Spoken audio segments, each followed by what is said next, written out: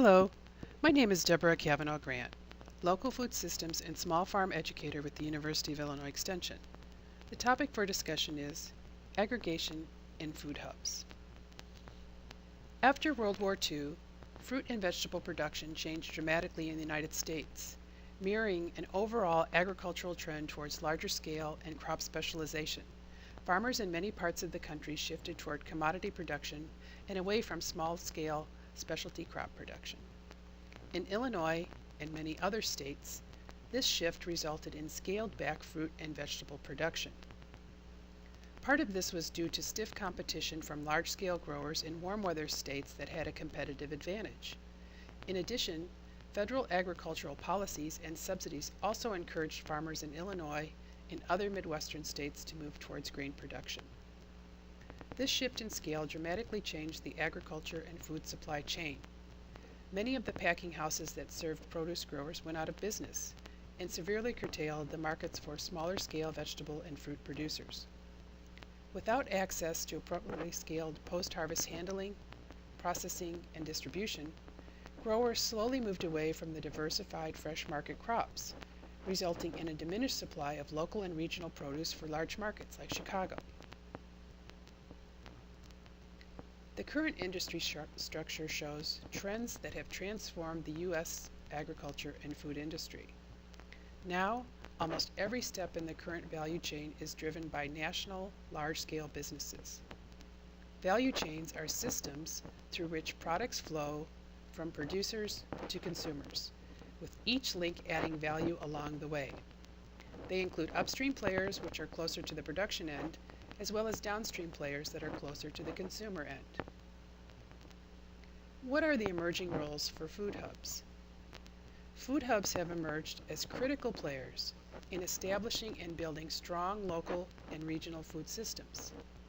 Food hubs can provide efficient local and regional value chain linkages at a vastly reduced scale compared to leading industry players.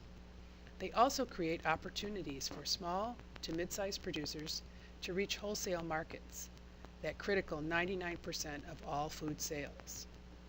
Food hubs can serve as aggregator, processor, and distributor, but not all food hubs play every role. Establishing the value chain through aggregation is often the first step in food hub development, and distribution and processing services may be added depending on local needs. Today we'll discuss learning about the concept of a food hub, learning how aggregation can be beneficial to local growers, and determining how to incorporate aggregation into your business. In a 2010 report by the USDA Economic Research Service, it was noted that one of the main constraints to the entry and expansion of local foods is the, quote, lack of distribution systems for moving local foods into mainstream markets, end quote. This need has spawned the creation of collaborative supply chains to market these differentiated products. One emerging collaborative model is the food hub. Today we'll discuss a few of the issues and opportunities regarding food hubs.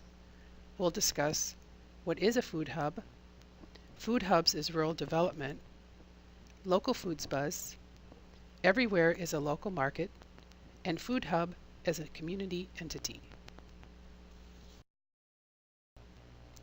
USDA's working definition of a regional food hub is, quote, a business or organization that actively manages the aggregation, distribution, and marketing of source-identified food products, primarily from local and regional producers, to strengthen their ability to satisfy wholesale, retail, and institutional demand, end quote. In the past few years, there has been increasing recognition of food hubs as a way for a group of producers to access local markets for their agricultural production. In many cases, food hubs share information with end users on where or how food was produced, providing a greater connection between producers and consumers. At the core of a food hub is a business management team that actively coordinates supply chain logistics.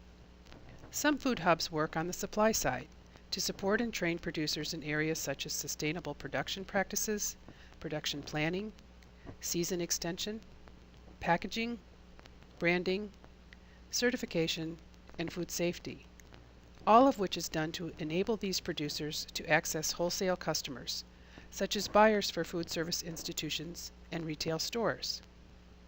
Simultaneously, food hubs also work on the demand side by coordinating efforts with other distributors, processors, wholesale buyers, and even consumers to ensure they can meet the growing market demand for source-identified, locally or regionally grown products. What are the characteristics of a food hub? First, coordination of the aggregation, distribution, and marketing of locally produced foods from multiple producers to multiple markets. Secondly, using one or more product differentiation strategies to ensure the producer can get a good price for their products. Third, financially viable. Fourth, a positive economic, social, and environmental impact within the respective community. And lastly, working with its value chain partners to achieve common financial and social goals. For a current listing of food hubs, check out the National Good Food Network U.S. Food Hubs map at the UR listed below.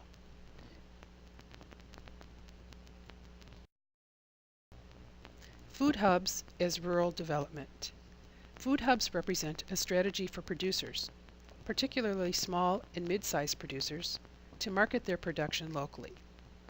Food hubs can create new marketing opportunities for rural food producers too. They help connect rural producers as directly as possible to rural, suburban, and urban markets. Entry into local food markets can prove difficult for many farmers, particularly small and mid-sized farmers, with capacity constraints and the lack of distribution systems most often being the largest hurdles to overcome. Food hubs are part of a growing local food system that strengthens rural economies by lowering entry barriers and improving infrastructure to create as well as expand regional food markets. They can also create rural jobs. This rural on and off-farm employment can expand opportunities and encourage skilled people, including youth, to remain in rural areas. Over the past 10 years, there has been a surge in demand for locally produced foods. The availability and amount of local food products are unprecedented in recent history. Consumers' decisions to buy local or purchase items for specific product characteristics have proliferated into new marketing opportunities for farmers. In addition, local direct marketing opportunities such as farmers markets, retail food cooperatives, and community-supported agriculture have grown as consumers have been increasingly looking for local and regional foods. A National Grocers Association survey conducted in 2014 stated that supermarkets aligned with local food sources can attract shoppers who feel food loses less nutrition and taste by traveling less, and who want to support the local economy and nearby suppliers. A combined 87.2% say this is very or somewhat important to their choice of a primary food store. This figure is up slightly from the 2013 level of 85%, and it nearly equals the 2012 peak of 87.8%. The increased demand for local foods is evident in the growth of direct marketing channels and in the number of farmers using those channels to move their products. USDA's Agricultural Marketing Service lists 8,268 farmers markets in operation in 2014, up from 8,144 the previous year, for a one-year increase of nearly 1.5%. Many diners expect their restaurant experience to include a selection of dishes conceived from local products. In the National Restaurants Association Top 20 Trends for 2014, number 1 was locally sourced meats and seafood, and number 2 was locally grown produce. The USDA Economic Research Service identifies supply chains based on the proximity of producer's transaction to the consumer, which may be 1, a direct producer to consumer, or 2, intermediate with one or more middlemen handling the product before it reaches the consumer. What differentiates this new generation of community-based food hubs is the focus on shortening the supply chain and often delivering more than just economic returns. For some of these community-based food hubs, the intended benefits may extend to a social good, environmental stewardship, or capacity building for a group of agricultural producers. Now, after our very brief discussion of issues and opportunities for food hubs, let's discuss how food hubs are classified. Regional food hubs are generally classified by their structure or their function. In terms of structure or legal status, there are 5 classifications. The first is privately held food hubs, a limited liability corporation or other corporate structure. Second, cooperatives. These are owned either by producers and/or consumers. Third, nonprofit organizations, which often develop out of community-based initiatives. Fourth, publicly held food hubs, often the case where a city-owned public market or farmers market is carrying out food hub activities. And lastly, informal. Food hubs can functionally be categorized by the primary market they serve. These markets can be delineated as a farm-to-business or institutional model, a farm-to-consumer model, or a hybrid model, which is a combination of both the farm-to-business and the farm-to-consumer models. Under the farm-to-business or institutional model, food hubs sell to wholesale market buyers, such as food cooperatives, grocery stores, institutional food service companies, and restaurants. Under this model, food hubs provide new wholesale market outlets for local growers that would be difficult for them to access individually. While this is one of the primary purposes of a food hub, some food hubs focus on the farm-to-consumer model. In this case, the food hub is responsible for marketing, aggregating, packaging, and distributing products directly to consumers. This includes multi-farm community-supported CSA enterprises, online buying clubs, food delivery companies, and mobile markets. Under the hybrid model, the food hub sells to wholesale market buyers and also directly to consumers. Now let's discuss the functions of food hubs. These include market access for local foods, storage and packaging, information flow and sharing, transportation and distribution, brokerage services, increasing market share, maintaining a consumer-producer connection, and technical assistance and producer development. Market access for local foods. A primary role of a food hub is to facilitate access for agricultural producers to marketing outlets, retail or wholesale, that would otherwise be less accessible or completely inaccessible due to scale or location of the food production with respect to the market outlet. Similarly, the food hub also addresses the consumer side of the equation by making it possible for local consumers to access local producers. Storage and packaging. As we previously discussed, USDA defines a food hub as a business or organization that is actively coordinating the aggregation, distribution, and marketing of source-identified locally or regionally grown food products from primarily small to mid-sized producers. A food hub may provide the core services of a packing house and/or aggregate and distribute farm-packed product.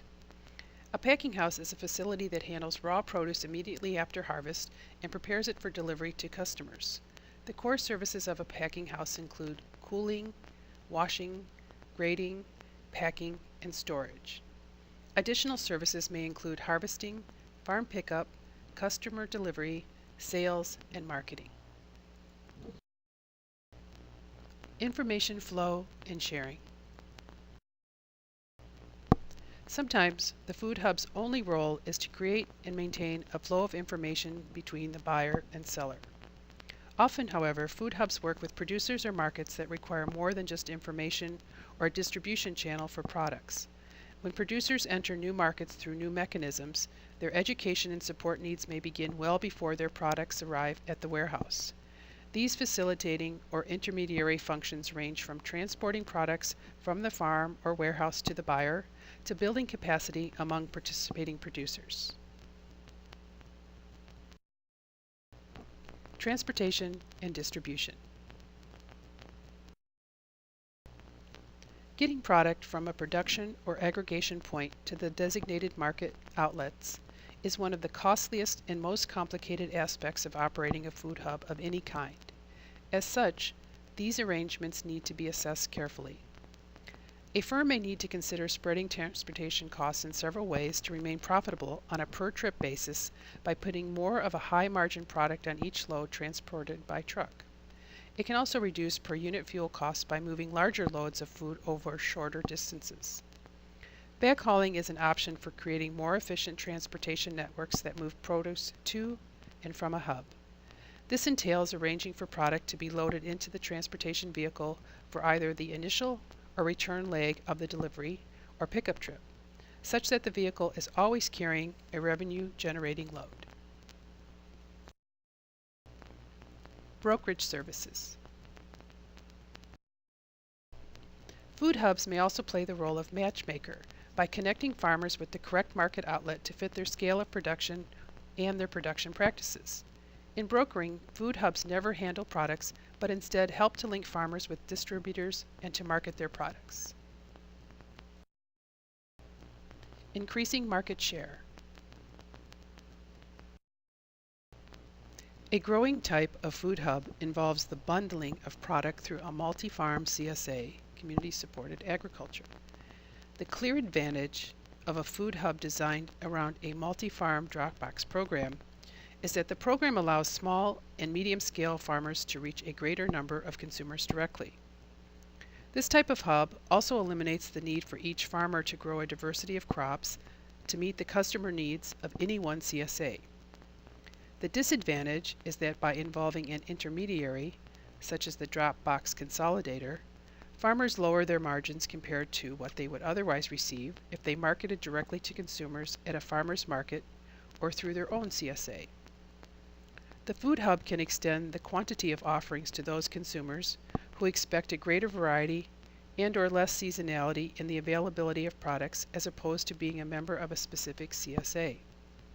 Strategies to help producers increase their share of the local foods market include extending the season by coordinating existing product lines to guarantee more consistent supply of local foods over time. Maintaining a consumer-producer connection. Increasingly, the food hub model is being adopted to establish and retain consumer connectivity to local farmers. There are CSAs that work to have a more personal touch with consumer members. For example, there are multi-farm CSAs that allow customers to choose a CSA from a particular farm or a few farms working together. The food deliveries contain produce from only the selected farm or farms. These multi-farm CSA orders are packaged by a consolidator. This type of CSA offers consumers greater variety and flexibility on delivery, which can occur weekly, semi-weekly, monthly, or seasonally. There are examples of cooperatives that incorporate this consumer connection as part of their structure. As part of their services, the cooperatives send out weekly newsletters to members, conduct education classes, look for value-added products that consumers request, and organize market days for their producers to meet directly with consumers. Technical assistance and producer development.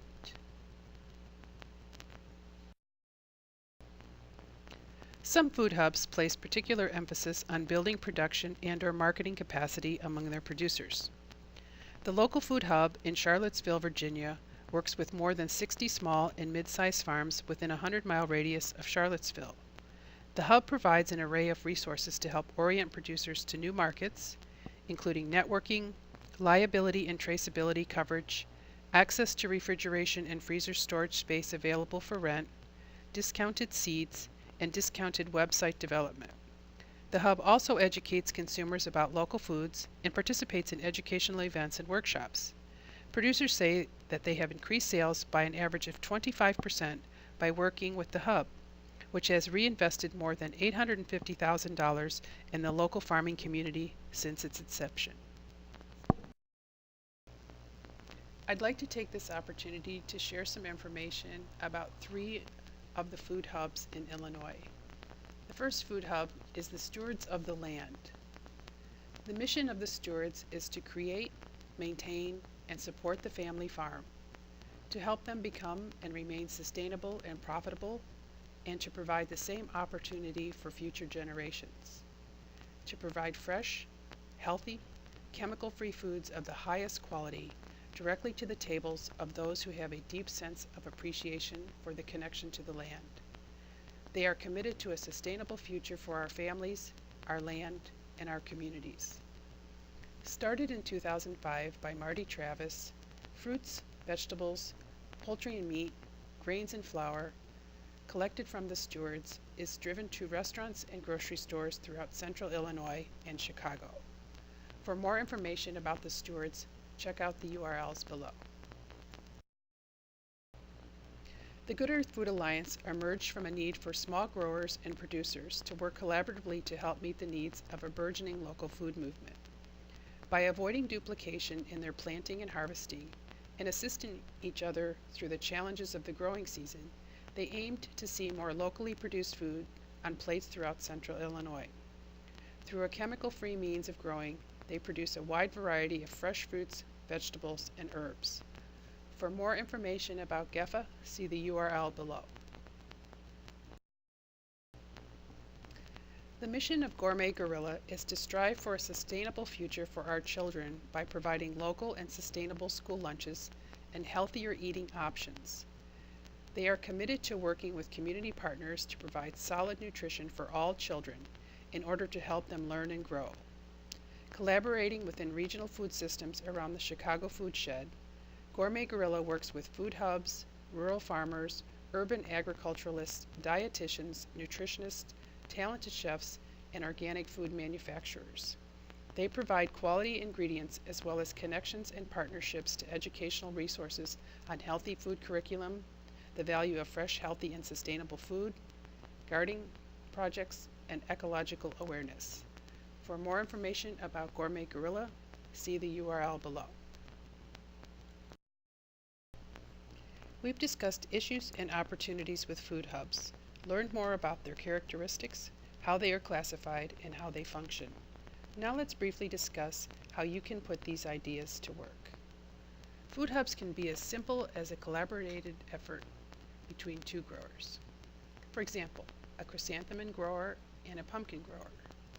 Each of these growers can focus on producing a high-quality product, but still collaborate to make a logical pairing of products.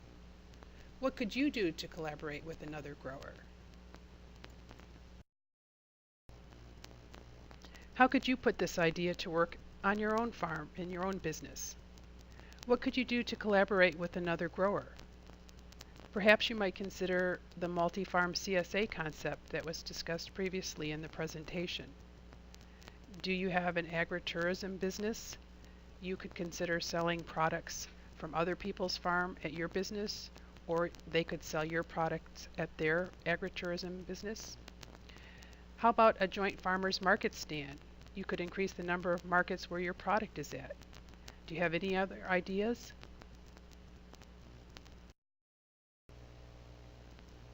In summary, food hubs can take on many shapes, but in the end, it is multiple producers to multiple markets. Aggregation can allow your products to get to larger markets you might not be able to reach independently as a grower. The next 3 slides are resources that may be of interest. Many of them come from the U.S. Department of Agriculture. A really excellent resource is the National Good Food Network, the Food Hub Center, and also the Michigan Food Hub Learning and Innovation Network. The next 2 slides show webinars produced by the National Good Food Network that may be of interest to you. For example, the Food Hub Benchmarking Study, the Food Hubs in Farm to School, the State of the Food Hub It was a national survey done by the National Good Food Network, and a really excellent webinar on how to start a food hub. Successful hubs share their stories.